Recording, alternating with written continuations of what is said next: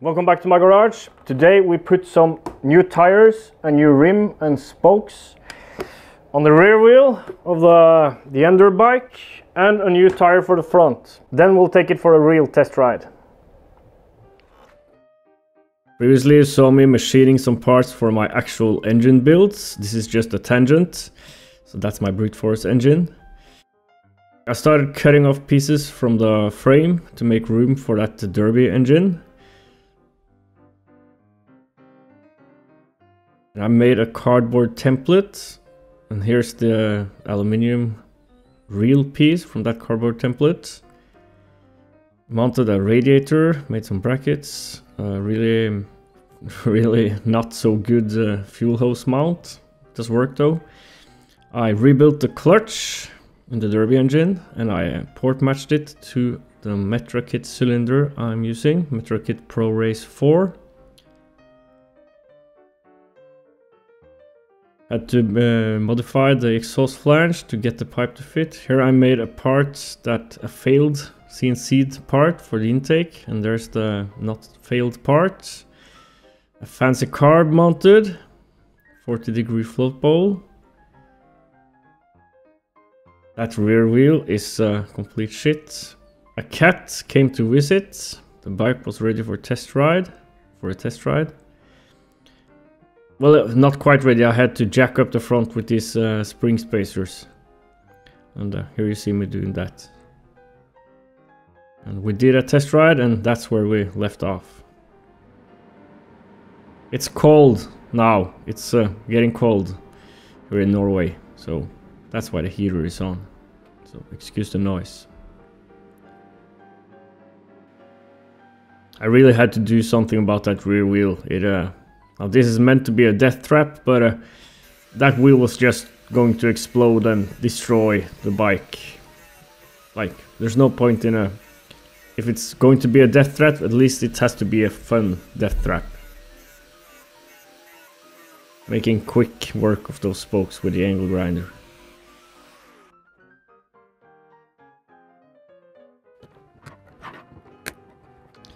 You can see all those zip ties. That was an attempt to like tighten up the wheel when I realized I couldn't tighten the spokes without just snapping them. That's many years ago. So removing all the old spokes, or what's left of them. I did clean this piece a little bit. This is something I've never done before. I've watched a few videos and read some stuff, and yeah, I'll give it a go. I can really recommend a video by Brodie. There's a link in the description. Actually, I can recommend all his videos. They're great.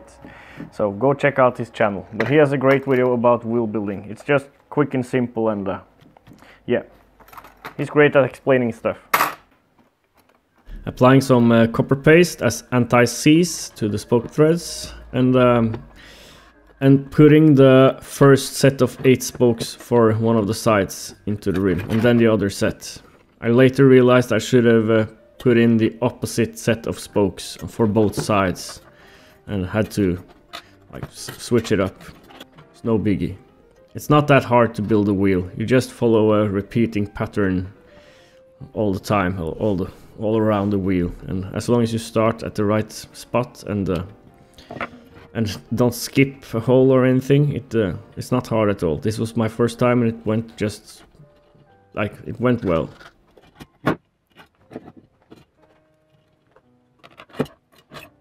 Here I realized I should have started with the inner spokes, not the outer spokes, and switching places for the spokes. The spokes are switching. I am putting spokes into different positions.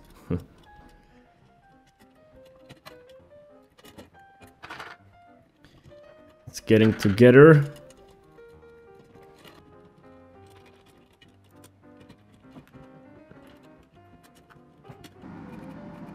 I'm tightening all the spokes to where there's no thread showing. That one spoke, you can hear the sound there. That's one of the spokes had a really tight thread. There was a flat spot on the or something that this will come back to bite me later. So now I'm just tightening all the spokes to the same length. I don't own a throwing stand. I was contemplating building one, just a quick one, but figured it would be just as good to use the rear set of the bike. Tightening all the spokes a quarter turn at a time to get even tension in the wheel. That's important. There's that tight spoke. And as the complete moron I am, I realize now that I spent the last 10 minutes loosening the spokes, not tightening them. Oh well.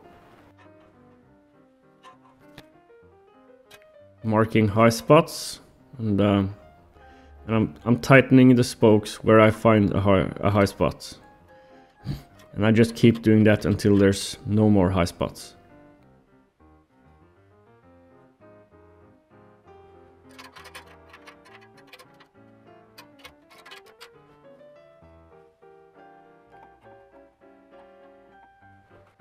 Checking that the wheel is centered. It wasn't too bad. I just tightened like a quarter turn on one side. You might have noticed that one spoke that was squealing while I was tightening it, because the threads were not as good as on the others. Well, it's stripped. I'm just hoping the nipple stripped, not the spoke. I haven't got any more spokes. I have one extra nipple.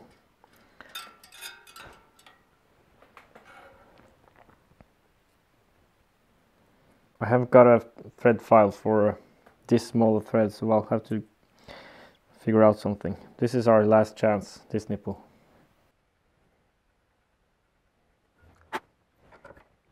I managed to clean up the threads. I actually tried that before first install too, but they were kind of smashed and it was hard to get a die on there, but I got a die on there now and I sanded the end of it too, so hopefully this will work.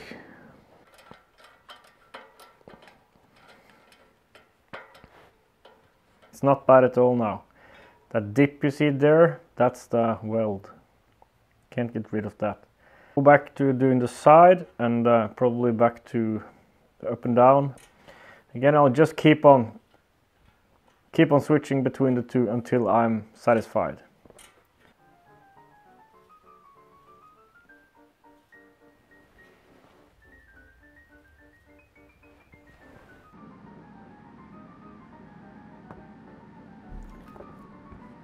Putting on some rim tape, and I'm heating the tire on my space heater. Much easier to work with a soft, hot tire.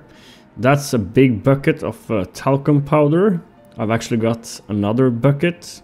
Was meant for some experimentation, 3D print experimentation. Haven't done that yet. And these big diameter, like almost bicycle tires, they're really easy to put on the rim. It's most usually you don't need tools for it. You can just push it on by hand.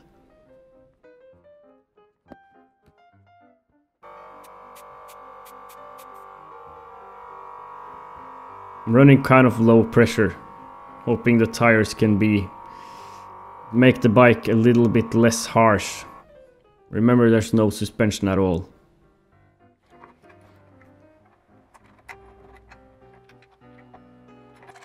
Got new chain tensioners, which will help a lot, as the one I had was broken, and I was missing the one for the other side. The two sprockets are close but not perfectly aligned. To have them perfectly aligned, I would have to move the engine even further to the right, and that would look stupid. New rim, spokes and tire for the rear. I gave the front a new tire too. If you find a spoke with bad threads, fix that before you strip the nipples. I stripped one. Luckily I fixed the thread and second try worked. Okay, I've installed air filter too and jetted down some. Not sure how it will run yet. We'll do a test ride and and switch some jets if needed. I mounted the GoPro on my helmet, proper helmet this time. Please excuse the sound in advance. I'm waiting for a fix for the sound, but it might drop out and be kind of muddy, but this is all I got now.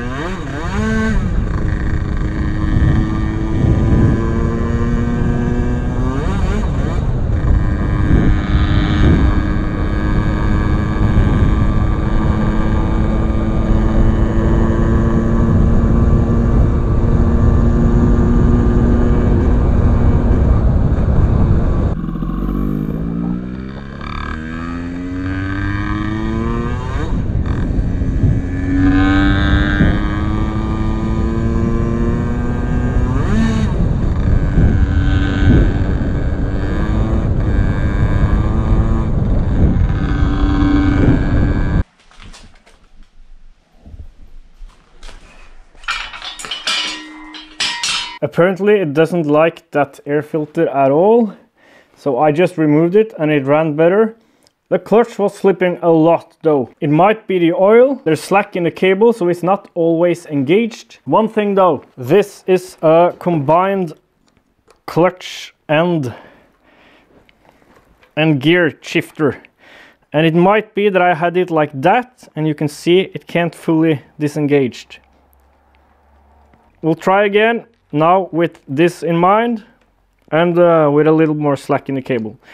Otherwise I think, because this is a completely new clutch kit, Brodie, meant for 80cc and upwards, and stiff springs, good material, high quality should be at least, so I can't really imagine it's the clutch parts themselves. Could be oil, could be the oil, could be this. We'll check this first. Test ride again.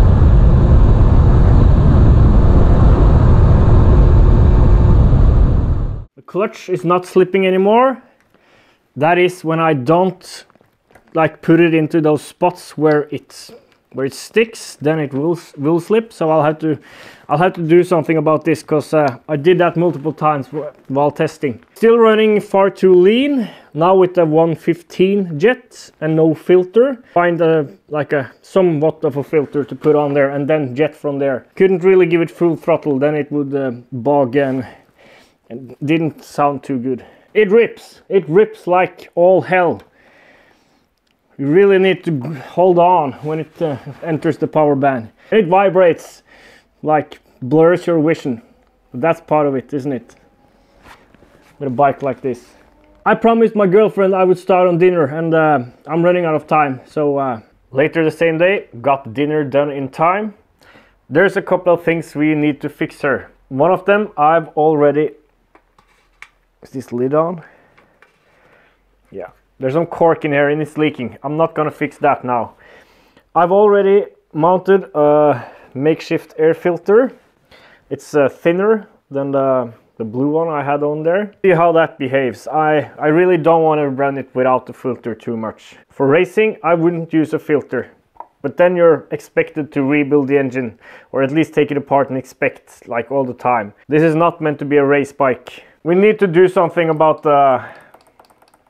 this. I always manage to get it stuck, and it sounds like it's in neutral, but actually it's the clutch slipping. And the throttle is really annoying. Like, I can't do anything about the throw. Like one full turn from idle to fully open. Like you almost have to do...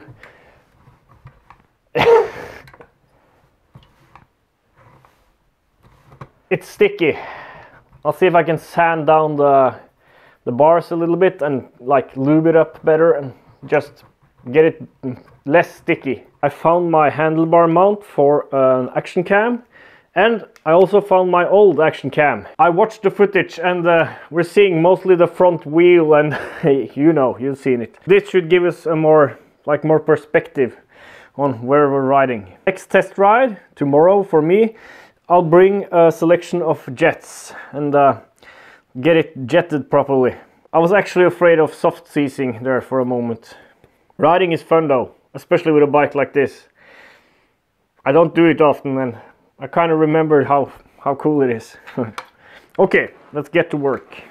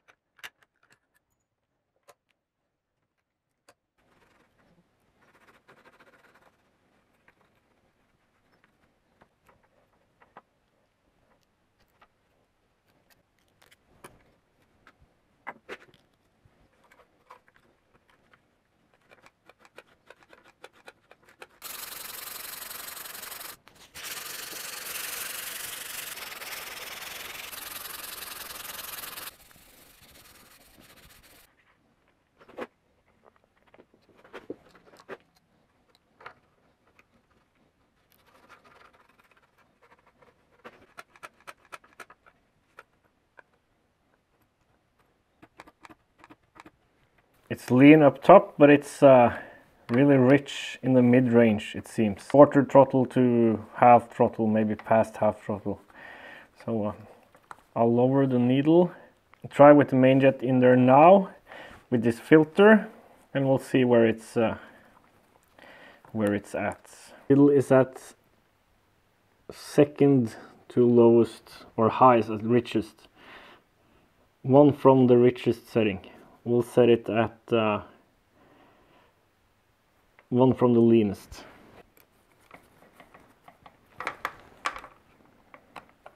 Decided to enhance my air filter a slight bit. Just prevent the foam from being sucked into the carb and prevent larger objects, heavier objects to smash it and get in there.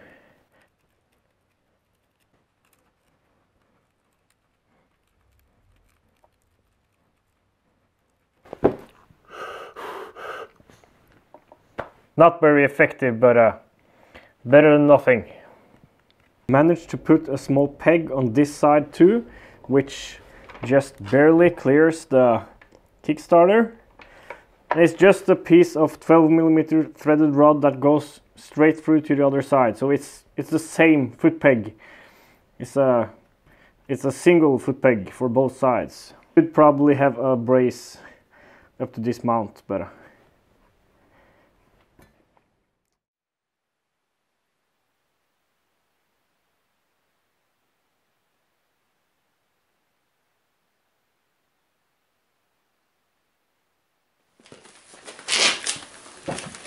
you're on my old action cam now. If you've been following for years, you might remember my videos used to be recorded on this camera. Cold, windy, raining, perfect conditions. Perfect conditions for shitty dinosaur technology bicycle tires. Adds to the death trap though. I've been doing some editing up until now, waiting for the weather to clear, but it doesn't, so we'll just have to get out there.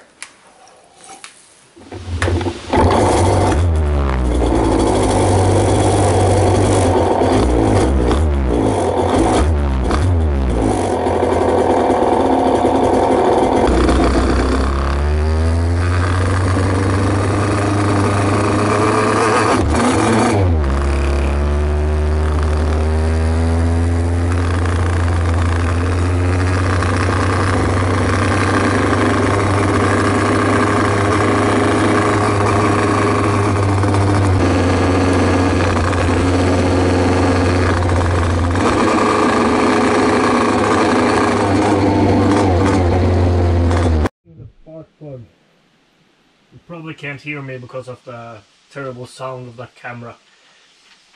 I'm replacing the spark plug. It sounded kind of like an ignition problem. Might be I've set the timing too low too, so because it feels like when it gets into that hump before the power band, and then it struggles. Could also be that it's just far too rich. And we're jetting down.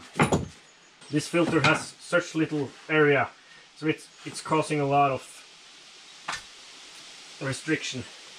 115 in there now. Let's go down to 115.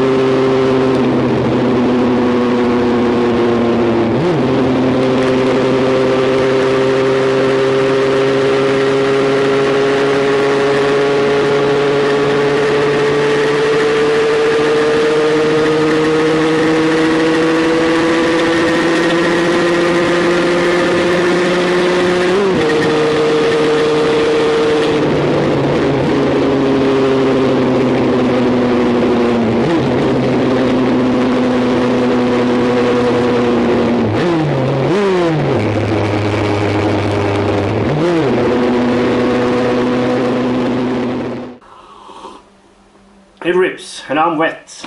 Starting to run fine now, still lots of carb adjustment, but at least I got it to rev out, and probably some ignition timing adjustments too. I need to check the timing with a light. It's probably a little bit on the low side. It actually rides it rides okay. It's not unstable or anything, and at least not in a straight line and on not so bumpy roads. And it didn't slide out in the wet, and it pulls hard, even though it's not properly tuned yet. If I'm lucky, I got a reading here. Now keep in mind, this is not from my run, this is just a picture someone sent me. 109 kilometers an hour max from some run, not my run, but someone has done 109 kilometers an hour on something. If that would have been this bike on that run, that's already the fastest this little NSU has ever been, by far. I think we can pick up some speed with proper carb adjustment and better riding conditions. I'm gonna change my clothes now. Thanks for watching.